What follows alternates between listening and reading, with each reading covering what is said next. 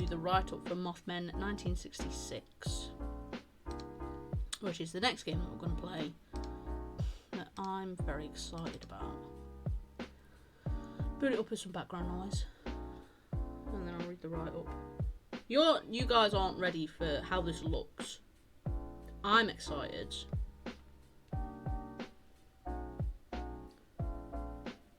It is really quiet, so I can't do anything about that, I'm afraid, because everything is already max volume. But we'll just have that. Hey, how's it going? Welcome in. Is it Billy? Yes. Welcome in, Billy. Yeah, so we're going to play Mothmen 1966. Is a pixel pulp, a visual novel featuring a fusion of exceptional writing and stunning illustration, inspired by mid-20th century pulp fiction and 80s home computer games, set amongst the strange currents of Leonid meteor shower of 1966. But how's it going, Billy? Welcome in. Thanks for joining us. Yeah, I'm sorry the game is so quiet. I turned the message speed down, but everything else is max. But look at it. Look how sick that looks. You got your first musical instrument. Sick. What did you get, dude?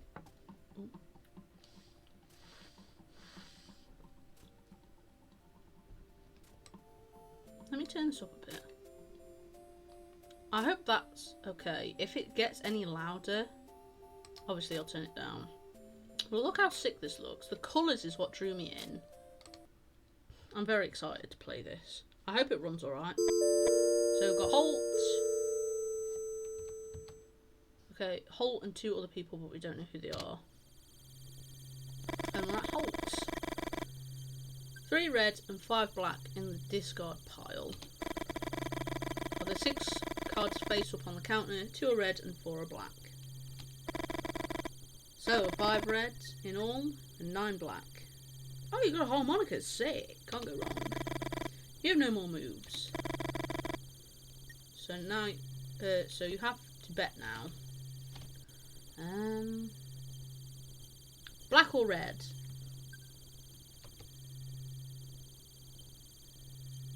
Mothman. Black or red, everybody? I don't need to fill down. Look at Holt. I love how this looks. I said Mothman.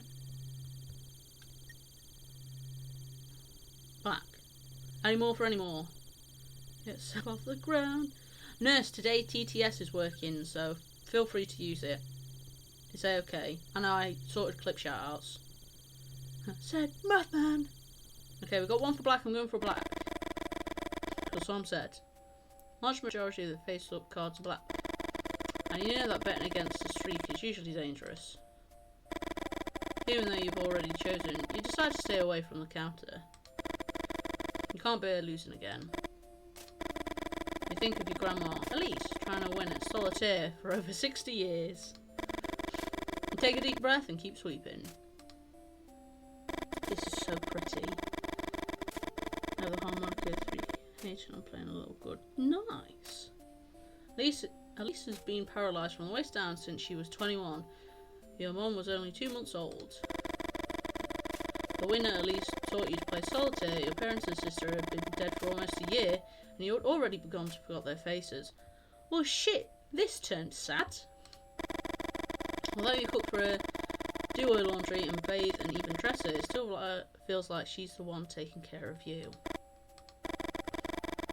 You close your eyes and almost feel, or at least stroking your hair. Bitch, if this makes me cry, I swear to God. You're 11 years old again, kneeling next to her bed, crying your heart out. Bitch, that'd be me in a minute. Suddenly, the bell rings and you feel an invisible force trying to drag you into the present. Look through the window. Those fucking kids. The first brat is followed by 2 more. They step on the hose and activate the bell for a second and a 3rd time. You don't know what comes over you, but you yell something at them. that you're too ashamed to remember. You justify yourself thinking that they might be the ones who got into the garage that night and stole some parts of the replica machine gun you're building. That's a red flag. Says you don't like hearing bad things. Oh. Nurse Gloom says, Mothman, there's no need to feel down. I said, Mothman, pick yourself off the ground. I said, Mothman, cause you're in a new town, Therese. No need to be unhappy. Beautiful, Nurse. Thank you so much. Just don't like hearing bad things. Well, I'm in tune with my emotions. Let's say that. So if something pulls on my heartstrings, the tears stop flowing. And there's nothing wrong with that. You don't let anyone mess with your project. The Winsen steam machine gun is the jewel of your collection. Winnes? The kids yell at you, old freak and lass, sheltered by the distance. Deep down you know that it can't be them. How would they know which parts of the machine were worth stealing? Anyway, that guard dog's being brought over in a few days and you'll be able to stop worrying. Yeah, check the hose. You think about what someone told you at the bar about replacing the hose with a thicker one so that it can only be activated by the weight of a car.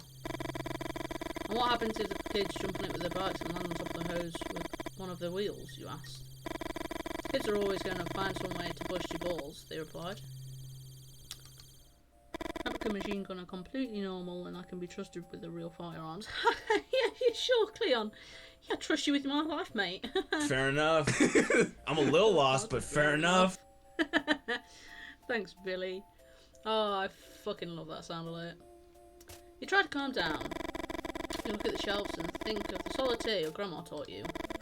Your grandma always said that everyone has their place in the world. And that people keep dancing around it without ever reaching it. To win this solitaire, you have to stop dancing. You know that the chances of winning are incredibly low. Almost zero. You can't bring yourself to turn over the next card and decide to start sorting the shelves instead. Doing simple jobs build up your self-confidence and provide you some illusion of control. Ooh. I like this. Let's do upper. Let's do the box. I don't trust anyone with a firearm. Understandable. And then... the bottle. And all the bottles can go on the top shelf. Empty. And then grab the box. And replace it on the lower shelf. And get the can. And then replace the can with something on the middle shelf, which is the bottle. Look at this, look at that. Check shelves, bitch. Look how good that looks.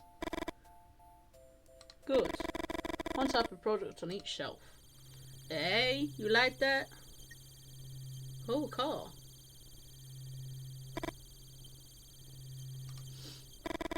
You scratch your head. This time, sorting the shelves doesn't help. You feel the same urgency as before and you can't think of anything else. Oh. Is the car going to be black? You need it to be black. Suddenly the air seems heavy and you find it a bit difficult to breathe. 3 men in black are staring at you. Hey up, fellas. Through the window you see a black Cadillac by the pump. Yes? You wish you'd asked them how they got into the store without you hearing the door open. Or how they left the car there without the bell ringing. Well, that trembling yes was the only thing you managed to utter.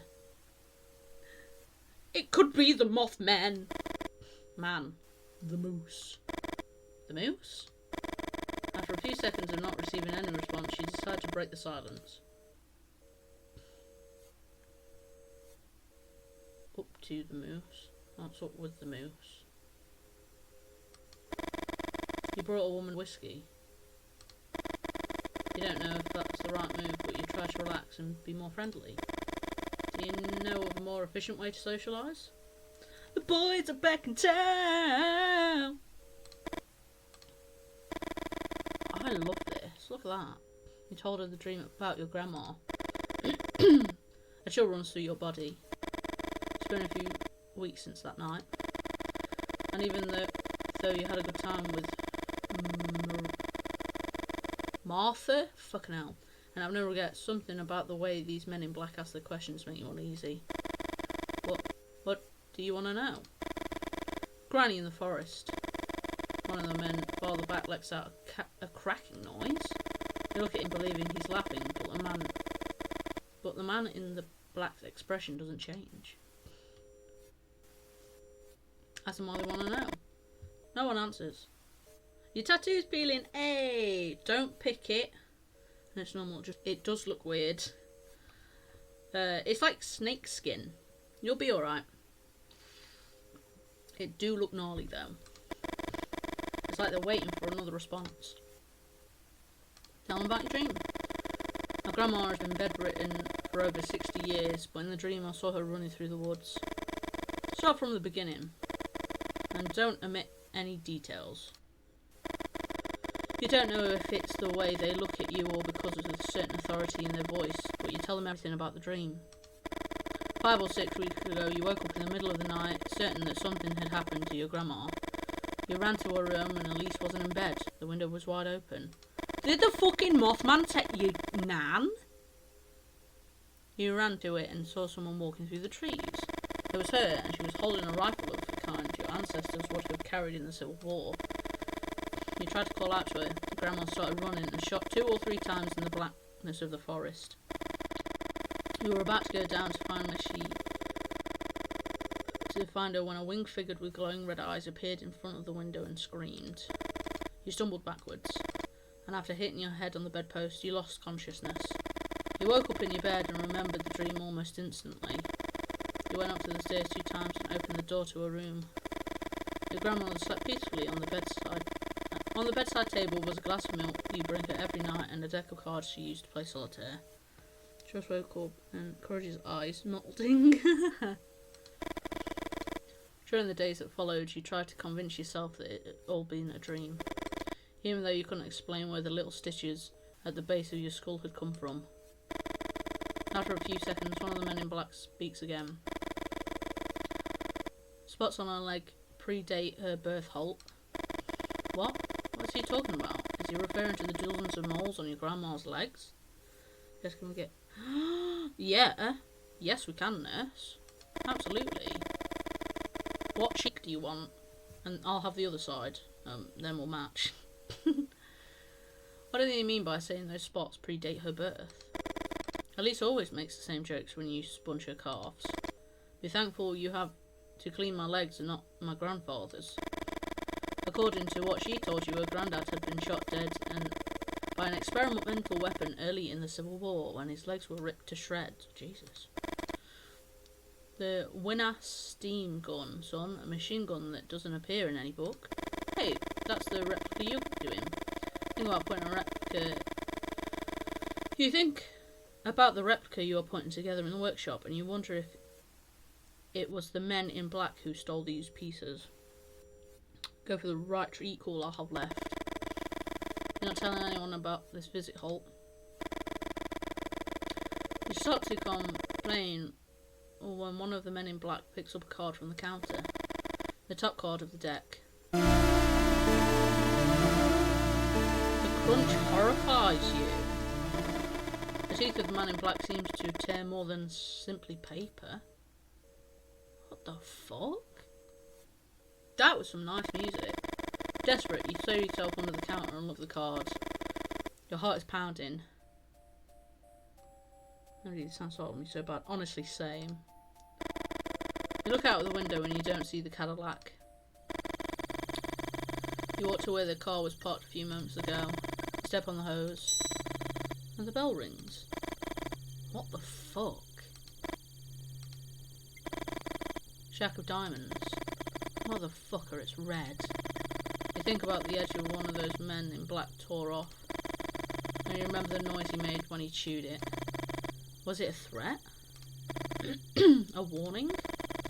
You wonder if you should tell your grandma everything that happened or just keep your mouth shut. Exactly, Azon. In keep playing solitaire with a marked card. Oh, I like it! I have no idea how long this demo is, by the way. I just got excited to play it. Oh, this is a demo version of Mothmen 1966. We're now going to skip a chapter and take you directly to chapter 2. After a tense journey, Victoria and her boyfriend Lee have just arrived at Holt's gas station. Lee has planned a special date for Victoria, watching the Leonid meteor shower together. I'm so sorry if I botch any of this. So we're Victoria. What up, girl? Nice jacket. That was the worst American accent I've ever done. I'm so sorry. Lee turns off the car and looks you in the eye. He smiles. And that smile seriously pisses you off. Tell Lee what? Before you can open your mouth, Lee taps you on the leg. Wait here, Vic. Hey, look at him! He looks like that. Fuck, what's the film? He looks like the action figure dude from a certain film. Oh my god, that's gonna kill me. Obviously, you can tell this man's been in the fucking Corps. Navy. Marine Corps. Fucking army. Oh my god, that film's gonna bug me now. I swear you won't believe it. You bite your lip and take a deep breath. You see him greet someone. I bet she's pregnant. Holt? Lee had written Holt Station on the map he'd thrown on your lap 20 minutes ago. He'd written it by hand and it might have well have said Holt Station or Halt Station. Hell Station even. Lee's handwriting has always been intriguing to you. G.I. Joe. Kind of that one. It's an animated film. Well, it's stop animation and they're all clay and there's a weird like dog sidekick thing and then a little army dude. And I definitely shouldn't have watched it as a child, but I did.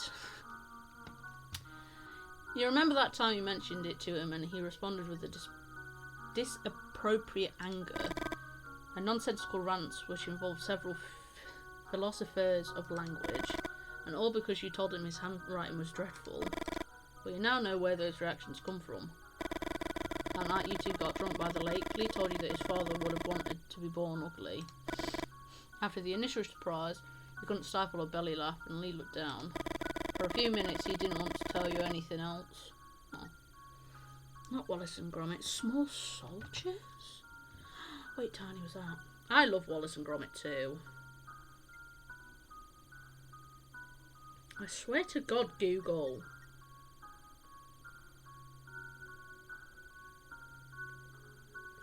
Oh my god, yes, Tiny, Small Soldiers. Yes, it was that. It was absolutely that. Thank you so much, Tiny. He looked like the guy from Small Soldiers. But yeah, Wallace and Gromit's sick. You finally convinced him to continue. I always got what I wanted just by smiling. Ugly people have to develop other muscles. Unfortunately, those other muscles are the ones that last. You couldn't believe those words had come out of the mouth of a flesh and blood human being. This is gorgeous. She looked kind of derpy down here, bless her. Maybe some poorly written character from a cheap romantic novel, but Lee's father? You picture Lee that night, throwing pebbles from the shore whilst telling you everything about his father's teachings. All that frustration. Was the night you got pregnant? I fucking knew she was pregnant! You've both been drinking. Suddenly you find it difficult to breathe. The interior of the car feels like it's getting smaller and smaller. You need some air. Holt, right? Holt seems startled. Hello. This is Victoria, my girlfriend. Be right back, Vic. You see them walk away with the box they took out of the trunk. And from the effort Holt's putting in, it seems heavy. What's inside the box? What's in the box? No. Not stupid. You know that Lee has some business on the side beyond his work as an intern at the university. Man works as an intern at the university? I thought he was in the Corps. I thought he was in Small Soldiers. You heard some rumours and you have your suspicions. However, you never did too much digging. You preferred to keep it a mystery, something to make Lee a little more interesting. You light a cigarette. whilst pregnant? Would Lee be a good father? Well, you're not being a good mother right now. And the question that you still haven't had the courage to ask. Would you be a good mother? Well, with a cigarette in hand? I'm having doubts, love. Anyway. The click repeats at irregular intervals. Small moths approach the light to get electrocuted. Everyone's favourite. Is that love, Victoria? You laugh and shake your head from side to side. Think of all the manuscripts you've torn up. You tried poetry, drawing. History seemed like an obvious choice. You don't need any talent to be a historian. That's kind of mean. Hello? The man talks to himself whilst holding something in his hand. Hello, Lou. Have you seen any winged creatures flying over the area yet? For a moment you think he's asking some kind of tricky question and you remain silent. However, something about him tells you that he's genuinely asking. You look at the man bathed in the shrine of the street light and it seems to fascinate you. Excuse me. Surreal, some of your old friends would have said. The ones that organise poetry nights and reads whatever that word. Excuse me, you are? Oh yeah, sorry. Hill. Lou Hill. Writer. Victoria Greenberry. History student. Winged creature, Mr. Hill? Lou, please. Can I call you Victoria? You not? I'm looking into about a dozen reports, Victoria. Numerous witnesses claim to have seen a human-sized winged creature flying over the area. Angels? Lou smiles, but then the smile doesn't last long on his face. Look there, at the top of the trees. It won't take you too long to find one. You aim at the area Lou just told you. Everything's blurry, so you decide to adjust the binoculars. Focus wheel? Right? Left? I don't fucking know.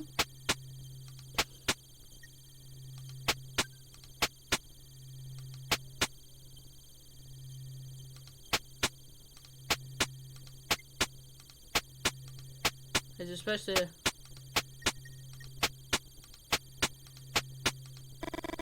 Can't rotate further to the left. If you can't focus, just... Okay. Just the... But you're young. Try to adjust. See the same with both eyes. Okay. Oh. Ah!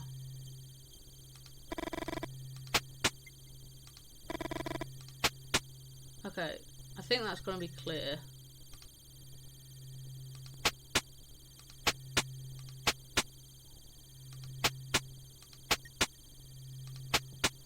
Bro, why am I so bad at this? No.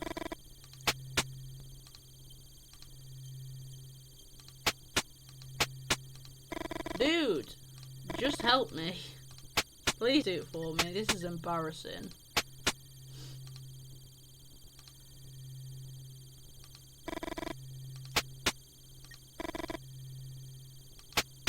Not you, shit. Well, they're the same now, no? Oh shit, thank God. Oh, look at him! It's the boy! It's the Mothman! Beep boop, Jess, you could... Sorry. Turn the game audio down a bit, it sounds quite a bit harsh. Awesome, thank you. I turned it up a bit because it was really fucking quiet. But look, there he is, it's the boy. There's just a second where you think you saw something up there. Was it suggestion? I don't think they're angels, Victoria. But before I tell you my theory, I need your help. Could you draw in this notebook what you just saw? Yeah. Any other time you would have refused with some witty comment. But there's something about Lou Hill that invites you to play along. I hope it's not too loud now. You wonder if the fact that he presented himself as a writer had something to do with it. Head. Little owl head.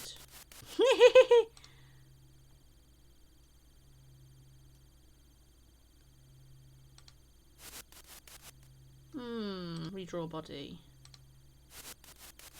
Ah.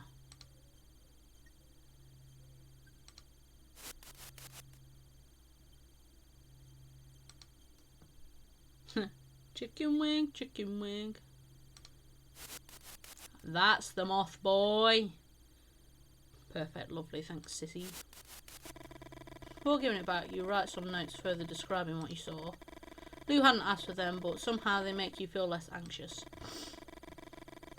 You never felt confident about your work. Lou looks in the notebook for a few seconds. It feels too long. You think about that time you showed your sketches to your art teacher and how he embarrassed you in front of the rest of the class. Motherfucker. What? Sorry. I was talking to myself. Can't help but blush. Victoria. For once you were glad to hear Lee's voice. All good? Although he seems to be talking to you, Lee keeps staring at Lou. Oh, Lee and Lou? Damn. Lou Hill, writer. Lou holds out his hand. Lee Miller, historian. Lou walks over and puts his arms around you. He's back to Lou. That's rude. Shake his hand. For a second I thought that you were going to keep the parachute pant legs. Tempted. You know he must have annoyed that Lou introduced himself as a writer. Although it's hard for you to admit it, you like to be hugged. Aww. You feel safe. You would think you would also feel safe in your grandmother's arms or in the arms of any other strong woman in your family. But the heat of Lee's body, the hardness of his muscles... Oh my god, he's such a hunk! You remember all those biologicalists' arguments you hate so much, but you can't help but smile. It's like you're cheating when no one's looking. Come on, Vic. Let's see the surprise. Close your eyes. I'm obviously going to close my eyes, you asked. Now open them. Oh, look, he's so proud of it. Shut up, that's so cute. And the dog's there. So, what do you think? A romantic dinner for two under the same meteor shower that amazed our ancestors. Oh, suddenly put your hand to your belly. And when you realise it, you quickly put it in your pocket. You look at the dog tied to the post. The dog growls into the dark. Oh, she gonna have a baby. Yeah, that was so cute. I reached the end of the demo. Way. Stay tuned. I am so excited. July 14th, people. If you like that, put that on your wish lists. That was so cute. I